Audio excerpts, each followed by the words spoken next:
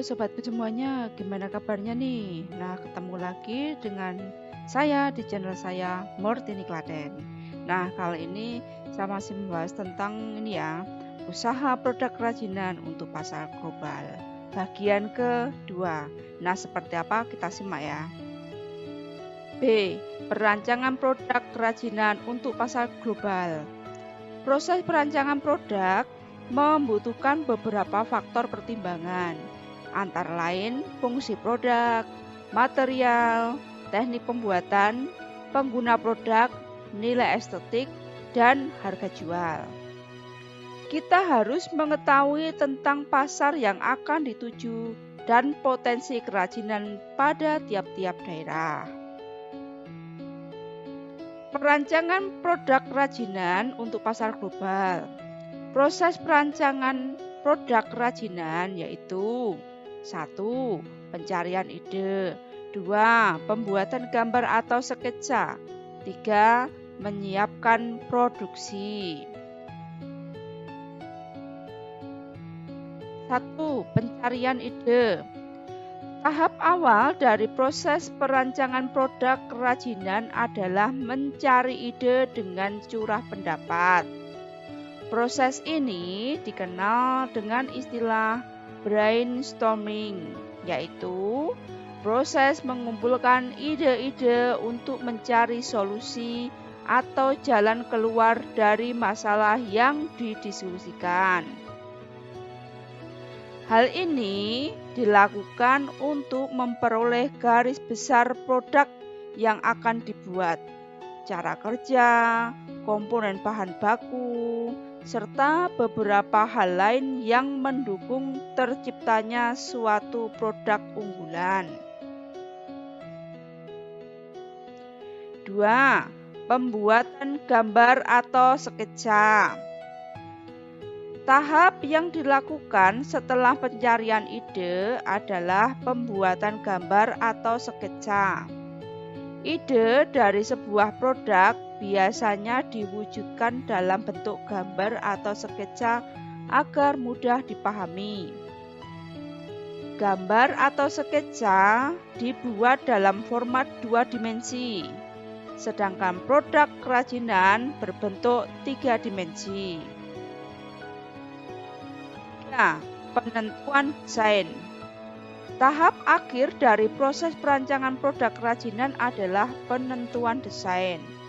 Desain produk yang telah diwujudkan dalam bentuk 3 dimensi kemudian dilakukan penilaian untuk mengetahui kekurangan-kekurangan produk yang akan dibuat.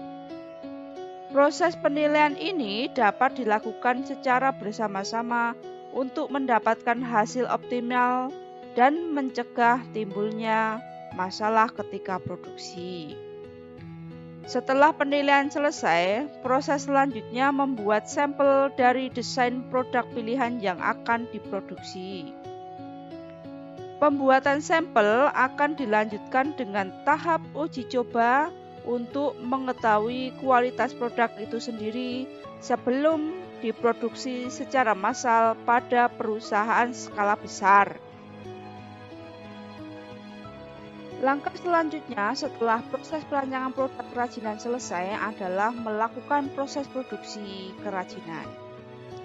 Metode yang digunakan dalam proses produksi ini adalah metode tradisional atau modern.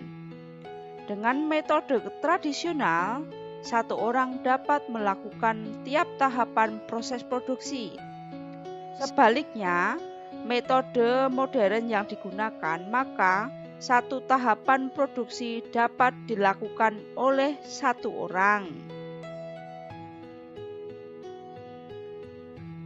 Usaha-usaha yang diperlukan untuk meningkatkan kesehatan dan keselamatan kerja sebagai berikut. 1. Menciptakan suasana kerja yang menumbuhkan semangat kerja. 2. Selalu memberikan peralatan perlindungan diri untuk pegawai yang bekerja di lingkungan kerja. 3. Selalu memelihara kebersihan dan ketertiban serta keserasian lingkungan kerja. 4. mencegah dan memberikan perawatan terhadap timbulnya suatu penyakit. Setelah metode dan faktor kesehatan serta keselamatan kerja terpenuhi, maka proses produksi dapat dilakukan. Proses produksi dilakukan dengan berpedoman pada tahapan-tahapan yang dikerjakan secara berurutan agar memperoleh hasil yang optimal. 4 tahapan dalam proses produksi, yaitu 1.